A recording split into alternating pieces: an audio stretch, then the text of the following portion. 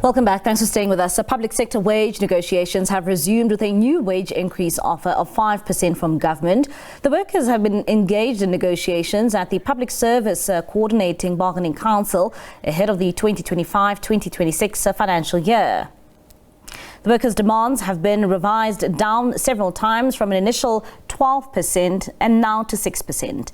The parties are hoping to conclude the wage talks before the tabling of the national budget by Finance Minister Naiker in February. Government has tabled a revised offer of 5%, a breakaway from the initial 4.7% salary increase provision for public servants from the medium-term budget policy statement. Workers ended 2024 with uncertainty as wage talks that started early in the year were not conclusive. The South African Federation of Trade Unions has vowed to reject any offer that won't serve to improve the lives of public servants and their families amid slow economic growth. And for more on this conversation, we're now joined by Acting Deputy General Manager of the Public Servants Association, Claude Naiker, and he joins us now via our video link. Claude, thank you so much for your time this evening here on SABC News. Now, you as workers have shifted your demands initially from 12%, and I understand now we are sitting on 6%. What has informed the latest demand? Hey, good evening. Thank you for having me. Yes, we've started negotiations, I think, as early as November last year, and we were quite far apart from each other. But I think as we continued negotiating, apart from the salary increase, there's also a number of other demands. So both parties have made concessions so that we can get closer to each other. And thankfully, we are progressing very steadily and very well in that regard. We've revised our offer from 7.5% down to 6%, and the employers moved from 4.7% to 5%. There's also an increase in the housing allowance. Significantly, there will be 2 increases this year. So that has obviously prompted us to make some concessions as well. There will also be an increase in the latter years as far as the medical aid subsidy is concerned. So all in all, talks are progressing well, but we haven't finalized this yet. Hopefully, in our next round of negotiations, we'll be getting closer to each other. The latest offer was tabled this week by the employer, and we've taken that offer to our members to see how it feels, to test the ground, to see if they're happy with the 5%. Our initial figure of 6% still stands. But what has exacerbated the problem now is that the employer has increased, or GEMS rather, has increased its tariff as far as medical aid is concerned by an average of 13.4% for its subscriptions for 2025. And I think this has put a spanner in the works. We were progressing very well. So whatever negotiations or whatever agreement that we do agree on, or increase that we agree on, might be eroded by the fact that GEMS has increased this tariff by exorbitant 13.4% increase. But we're aiming to get much more than 5%. Although we're closer to each other, we're aiming to get much more than 5% so that members can get or attain a reasonable increase for this year. It's a multi-term agreement. It all hinges on the fact that if we do get a decent increase this year, we might look to the second and third year and say to ourselves, yes, we can consider a multi-term agreement.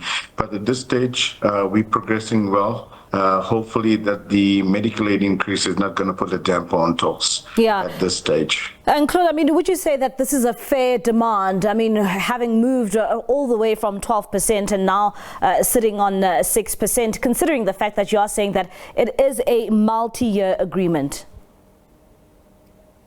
Absolutely. I think when we set out with the 12%, it was an informed decision, taking into account that 2 years we did not get an increase. There was just an allowance. So it just wasn't a thumbs up figure. It was a well-researched, a well-informed decision. But we're not oblivious to the fact that the country is facing an economic crisis at this stage. And we need to be reasonable, and we need to look at our demands or reconsider our demands and say to ourselves, are we going to achieve 12% at the end of the day? Or are we going to receive 7.5%? I don't think so realistically. So we have to look carefully, coupled with the other demands that we made, and the employer has made concessions as far as the housing allowance is concerned. So I think all in all, both parties in making an earnest effort to try and conclude wage negotiations before the policy statement or the budget speech coming up in February. We want to conclude so that public servants can get a decent increase come with effect from 1st of April. We don't want to delay this. If we delay it any further than April, if we do agree on some increase, employees are going to be hit with a heavy tax implications. So we want to finalize this agreement as quickly as possible so that they can get the increase in April and there's no tax implications. But as you quite rightly pointed out, I think it's a fair demand from our side.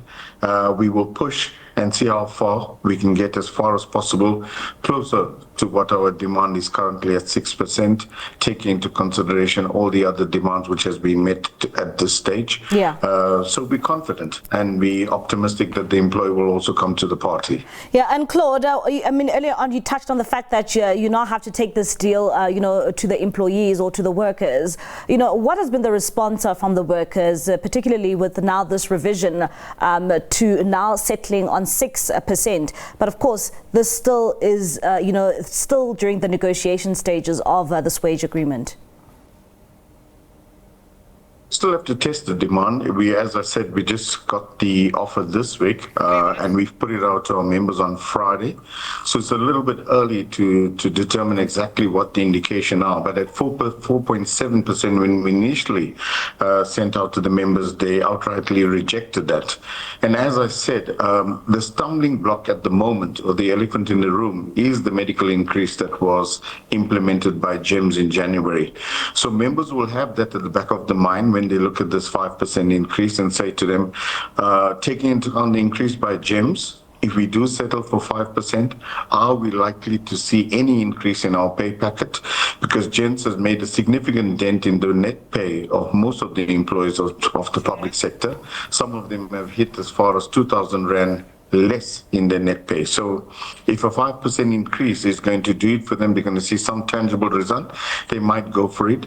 But I see closer to 5.5% or 5.5 would probably take us above the line, and we can hopefully reach a deal with the employer. And then what if the employer says, well, according to the fiscus and according to our budget, we can only afford, a 5% wage agreement. What then for the workers? Well, I think most unions will have to take a mandate from the members. Is there an appetite for strike action? Generally, when there's a deadlock, that is the only avenue out for unions at this stage, or for workers. You must remember, we need to look at wage negotiation very seriously against the backdrop that public servants, they've always been criticized as being lazy and not being hardworking, and they always bear the brunt when something happens in the public sector. But if you actually look at the wage increase they've been getting over the last couple of years, hasn't been inflation linked. It has been far below inflation linked. In fact, 2 years in a row, they got an allowance. Any employer, be it the public sector or in the private sector, is always going to plead poverty and indicate, listen, this is how much we have. We've been advocating in the past and saying to the state, there's a lot of fraud and corruption. You haven't dealt with this properly. If we look at all the money that we can recoup as far as fraud, maladministration, and wastage, surely you can recoup a lot of this money to pay public servants a decent salary increase. Everybody has a problem financially at this stage, so too as public sector workers. So I think we need to look at them and say, yes, they do deserve not an over-top increase. We're not asking for an exorbitant increase. We're asking something close that's livable and that they could meet the basic needs on a daily basis, I think. Claude, thank you so much for your time this evening. That is Claude Naiker. He is the acting Deputy General Manager for the Public Servants Association. They're talking to us about the demands of the workers. Of course, government having offered 4.7%, now having moved to 5%, but employees asking there for a 6% wage increase, and of course unions wanting to ensure that this matter is concluded before April. All right, let's take a quick ad break. More news for you when we return.